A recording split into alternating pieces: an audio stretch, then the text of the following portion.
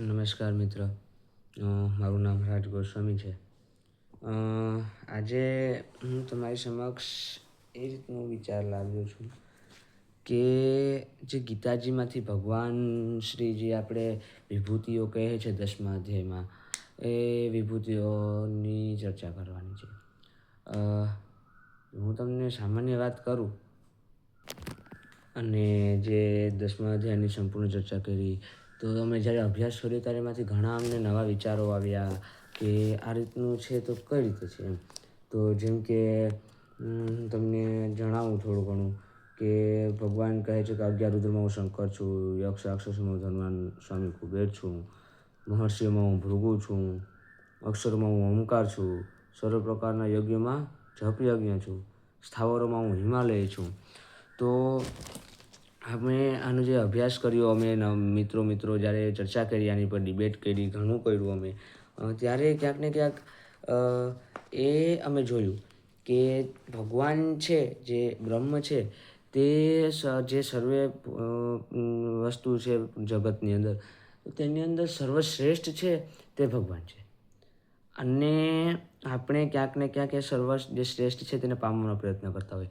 આપણે હજી હાલમાં પણ જોઈએ છે કે આપણે હિમાલયનું જે ભગવાન કહે છે કે જે સ્થાવરોમાં હું હિમાલય છું, તો આપણે હજી હાલની અંદર પણ જો હિમાલય કોઈ જાય તો તેને આધ્યાત્મિક દૃષ્ટિકોણથી જોઈએ કે ભાઈ તે હિમાલય ગયા છે.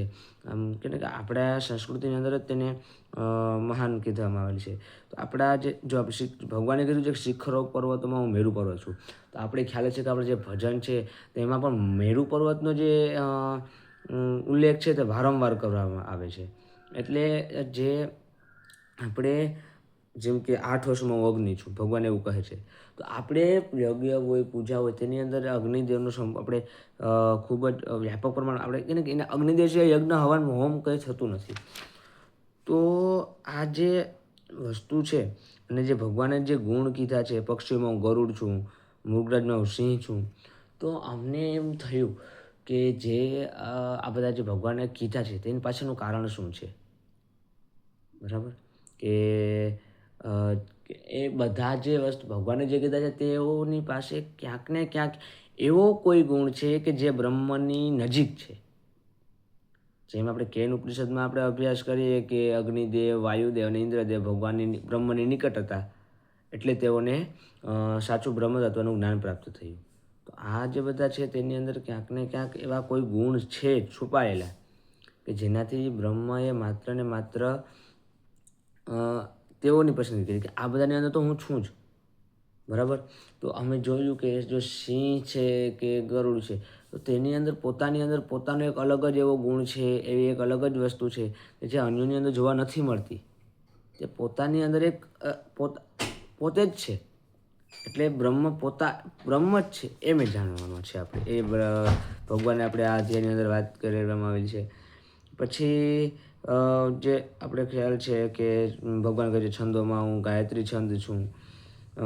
પછી અલગ અલગ ઘણી 10મા અધ્યાયની અંદર વિભૂતિઓ આપણે આપેલી છે. હવે સમજી લો કે ભગવાને અર્જુન સામે વાત કરતાં કહે છે કે પાંડવોમાં હું અર્જુન છું. જે અર્જુન જ ક્યુરિયોસિટી જાગે અને ઘણા આપણે પણ એમાં અંદરથી જાગે. એટલે અર્જુનની અંદર પણ જે ગુણ હતા તે આપણે ખ્યાલ છે કે અન્ય પાંડવોની અંદર કે અન્ય બીજા કોઈની અંદર ન હતા. એટલે ભગવાન જ્યારે કે આપણે એ શ્રેષ્ઠતા તરફ વળવાનું, હવે આપણે તેના ગુણ જે છે જે ભગવાન વિભૂતિઓ તેની પાછળના ગુણ જાણી અને તેના પર કાર્ય કરી અને આપણો સ્વવિકાસ કરવાનો છે. એટલે મેન પણ ગીતાજીમાંથી આપણે ભગવાનની વિભૂતિઓ માત્ર વાંચવાની નહીં, અને એમાંથી જેના ગુણ છે તેના આપણે બને તો આપણે ડાયરી બનાવશું. મેં પણ બનાવી છે, ડાયરી બનાવશું અને એના પર ધીરે ધીરે આપણે કાર્ય કરશું. ધન્યવાદ.